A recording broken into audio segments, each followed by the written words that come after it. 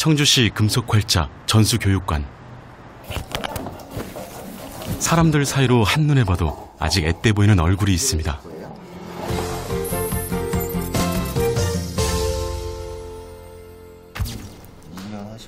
그런데 규현 씨, 금속 활자를 배운다고 소개를 했는데 이건 금속이 아니라 나무잖아요.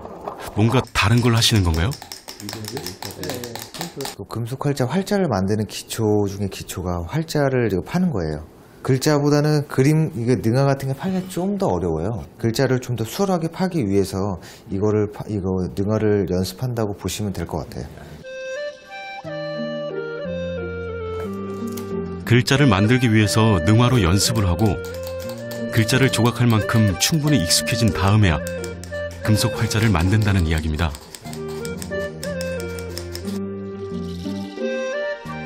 그렇습니다.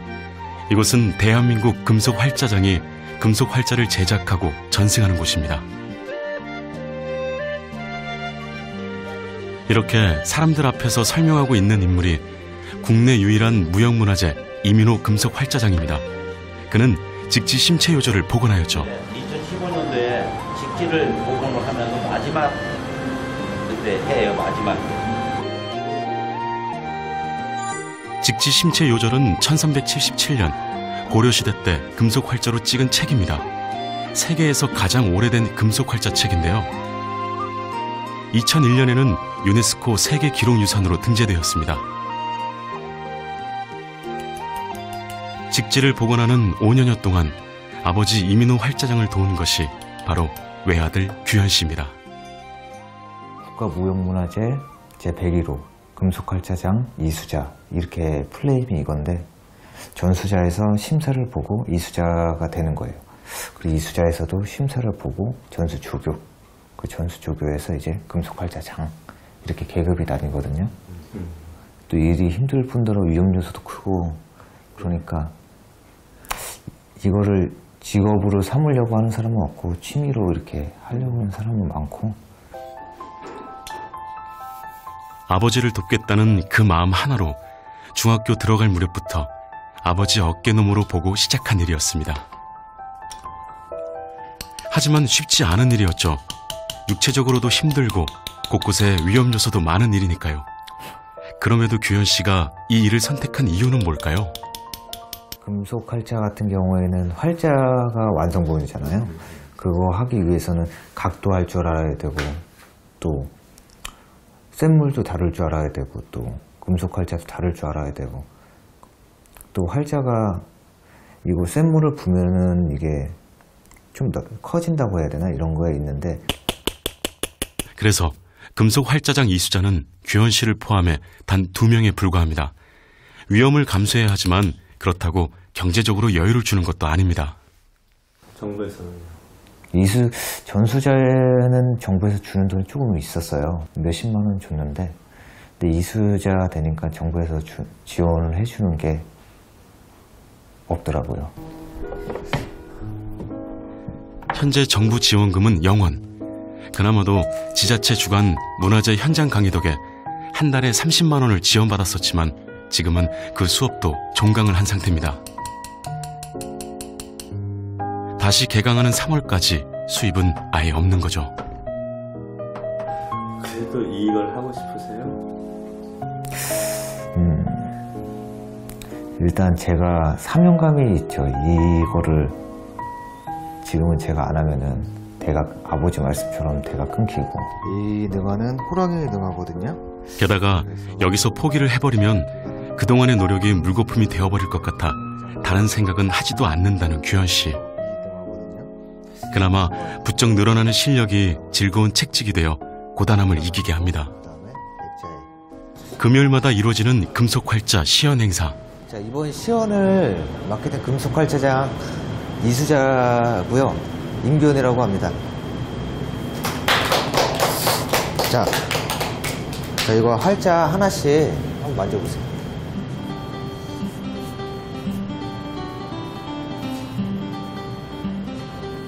규현 씨가 가장 공을 들이는 일 중 하나입니다. 시연에서는 주물사 주조법을 보여주는데요. 이 주물사 주조법은 미리 만들어 놓은 나무 글자를 흙 안에 넣고 다진 후 목각판을 빼내고 남은 공간에 쇳물을 부어 활자를 만드는 방법을 말합니다.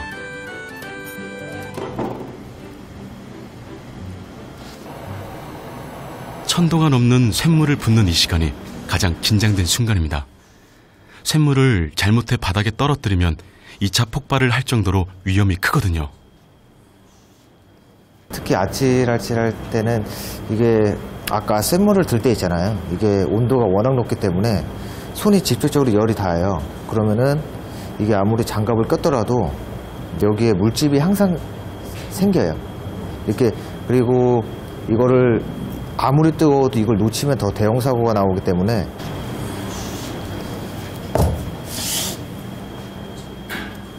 그렇다고 늘 결과가 좋은 것만은 아닙니다. 오늘은 성공했지만 활자를 빼낼 때 손이 떨리거나 숨을 크게 쉬어도 글자가 깨지기 십상입니다. 오랜만에 충북 괴산에 있는 공방을 방문한 규현 씨. 이곳은 어린 시절 아버지의 대를 이어 금속 활자를 하겠다고 마음을 먹게 된 곳이자 직지 복원을 했던 곳입니다. 생각나지? 너 조용 막 새벽 거칠 때는 도망갔잖아. 그지? 좋았니? 일이 너무 힘들었지. 취미도 없었고 도와드린다는 그런 걸로 도와드린 거고. 일이 힘들다고 도망갔었던 청년 규현 씨. 하지만 힘들게 고생하는 부모님 생각에 다시 돌아왔다는군요. 전통 금속 활자 방식 중 하나인 밀랍주조 방식도 이곳에서 배우고 있는데요. 마침 아버지 이민호 활자장도 공방에 도착했습니다. 안에 묶었어? 이걸 안에 묶어야지. 이거 안에 없어? 어? 이거 왜 끈이 없어? 왜 끈이 없어? 이민호 활자장이 공방을 방문한 이유는 규현 씨에게 밀랍주조법을 직접 가르쳐주기 위해서입니다. 위로 올라오잖아. 어? 이거를 이렇게 불편하게 이렇게 멀리 잡으면 이렇게 멀리 잡을 때는 이거나 젖을 때 잡는 거고, 풀 때는 항상 야무지게 딱 이렇게 푸는 자세가 돼야지. 항상 이렇게 잡아가지고 뭘 어떻게 하겠다는 거야. 그러니까 이렇게 바짝 잡아. 자리를 잡아서 다 들어갈 때까지는 때려줘야 되는 거야. 거푸집을 채울 때도 긴장의 끈을 놓아서는 안 됩니다. 기포가 생기면 작업을 망칠 수가 있기 때문입니다. 이게 뭐든지 눈으로 볼 생각하지 말고 마음으로 볼 생각을 해야 돼. 응? 응? 이게 남들이 하는 얘기가 아니라 이 금속 활자는 겉으로 이거를 화려하게 만드는 게 아니라 마음으로 볼 줄 알아야 돼. 망치질 하나의 가르침에 오늘만큼은 아버지의 잔소리가 달게 느껴집니다. 흉내는 누구나 낼 수 있죠. 근데 보시다시피 이거는 또 흉내는 누구나 낼 수 있는데 이게 흉내내만큼 그렇게 안 나오기 때문에 흉내 낸다 한들 그걸 비슷하게 그나마 한 10%라도 따라할 수 있으면 좋을 텐데 그렇게 안 되니까 계속 하게 되는 거죠. 처음부터 잘하는 사람은 없죠.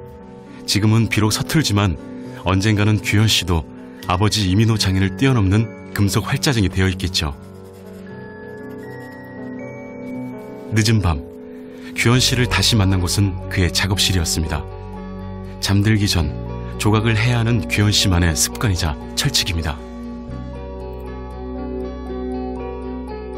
사실 규현 씨는 얼마 전부터 준비하고 있는 것이 있습니다. 바로 금속 활자장 전수 조교 시험입니다. 최종 꿈이 뭐예요? 지금의 꿈은 일단 한 몇 년 뒤에 이제 전수 조교 심사를 봐요.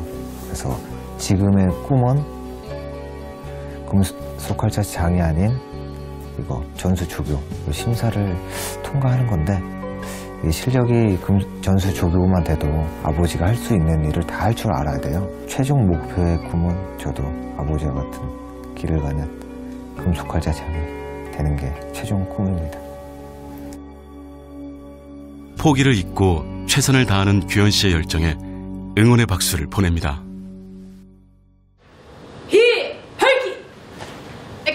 좁은 공간을 가득 채우는 이크에크 소리. 눈치채셨습니까? 네, 바로 대한민국 전통무예 택견입니다. 리더 박신영 씨, 영상 전문 안영수 씨,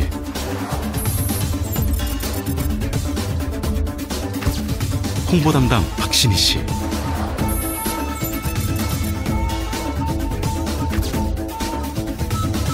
안무 담당 이주영 씨,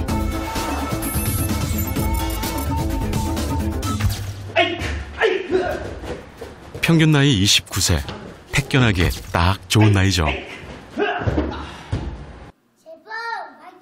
물론 이렇게 아주 어린 나이에 택견을 시작하는 친구들도 있습니다.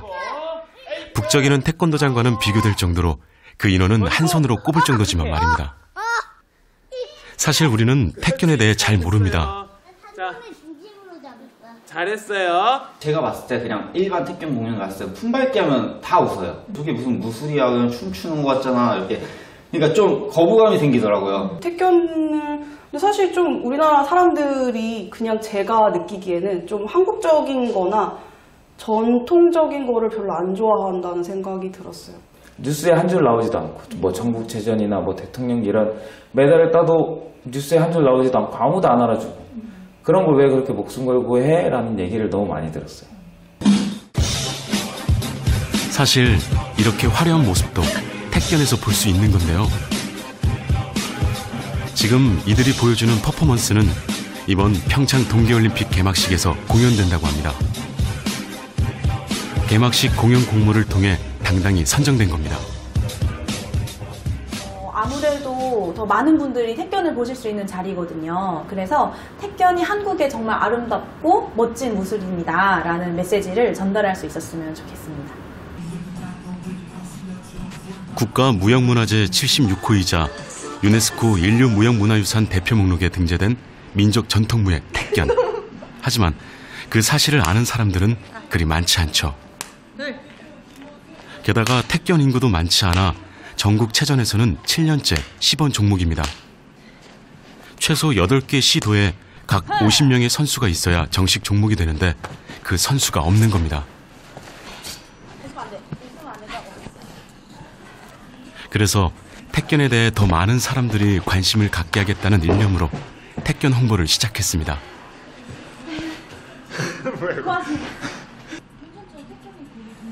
하루 2시간 이상은 꼭 택견을 해야 한다는 이들. 그런데 운동하다 말고 컴퓨터만 들여다봅니다. 사실 이들은 요즘 준비하고 있는 것이 있거든요. 세상 무엇도 생상할 때 이거지? 세상 무엇도 두려울 게 없어. 떼버릴까? 그래, 벌리고 하나 있다면 바로 택견 뮤지컬 제작을 위한 안무를 짜고 있는 겁니다. 많은 형태의 공연이 있었지만 택견으로 만들어진 공연은 아직 없습니다.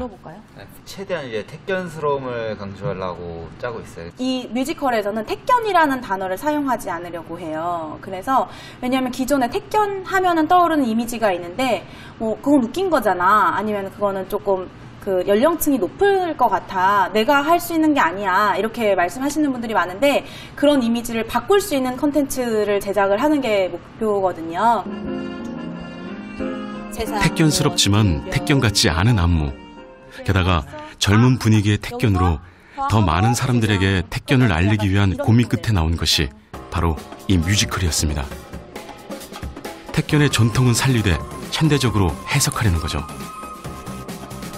전통이 사라지면 거기서 이제 가치를 저는 잃어버린다고 생각을 해요. 전통이 더 이상 눈에 볼 수 없고 아예 없어져 버리면 이걸 어떻게든 이어나갈 수 있게 해야 되고 전통은 이제 시대에 맞게 저는 변해가야 된다고 생각을 하거든요. 그동안 택견을 알리기 위해 무료 공연도 많이 다녔습니다. 지난해에는 청와대 사랑채에서도 택견을 선보이기도 했죠. 택견을 보여줄 수 있는 곳은 어디든 찾아간 건데 젊기에 해볼 수 있는 도전인 거죠. 공연을 보여드리고 나면 택견 배우고 싶어요. 어디로 배우러 갈 수 있나요? 라고 물어보시는 분들도 많으셨고 그때 되게 뿌듯함을 좀 많이 느꼈던 것 같아요. 뮤지컬 멤버들이 모두 모였습니다. 이제 코앞으로 다가온 공연을 준비하기 위해서입니다. 뮤지컬 이름은 살판. 몇 해 전 공연한 마당극을 뮤지컬로 다시 만드는 건데요. 바짝 접어서 눕혀서 여기서 차야 되거든요. 아직은 연습 단계입니다. 지금은 기초체력 훈련부터 하고 있는 상황인데요. 다소 서툰 모습들도 보이죠? 사실 이들은 연극 무대에서 활동하는 배우들이랍니다. 택견을 배워 연습한 지 이제 일주일 남짓. 아직은 조금 익숙하지 않은 모습인 거죠. 진짜 이거 역대 최고였어. 어렵지 않고 즐겁게. 뮤지컬에 사용될 음악도 꼼꼼하게 확인하고 대본도 맞춰봅니다. 프로 공연팀 못지 않은데요. 그 말이 아니었고 그 프랑스 쪽에 있는 그 여인인데 17쪽에 바뀐 부분 있나요? 제 대사가 여기에 좀 많아가지고. 네. 만약 이게 삭제된다고 하면 가긴 어딜 가. 처음 도전하는 택견 뮤지컬이다 보니 애드리브는 물론 서로의 호흡까지 미리 다 체크해 만반의 준비를 합니다.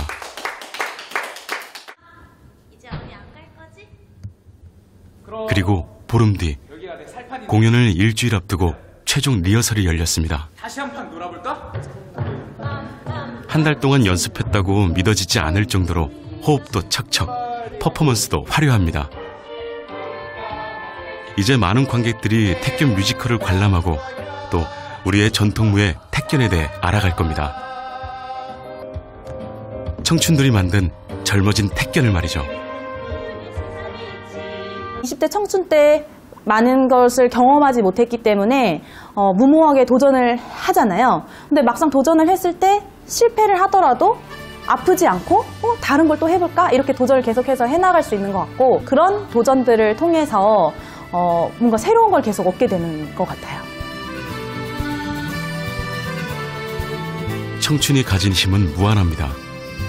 뚝심으로 세상과 맞서기도 하고 한 길만 걷기도 합니다. 지치고 힘든 날도 있겠지만 비바람 맞고 자란 꽃이 더 아름다운 법이죠. 전통을 지키고 이어나가기 위해 굵은 땀방울을 흘리고 있는 눈부시게 아름다운 청춘들의 열정을 응원합니다.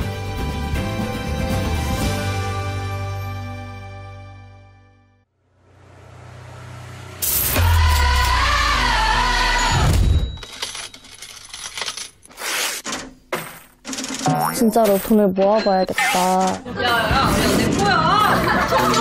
뭐 하는 거야? 진짜 나는 네가 내 말에 책임을 져서 좋겠다 이 말이야. 너가 혼자 커피를 안 먹고 너 갔으면 우리 그거 흘리지 말라고 이 말이야, 그치? 점심에는 면발을 먹고 저녁에는 그 국물로 하루에 한 끼.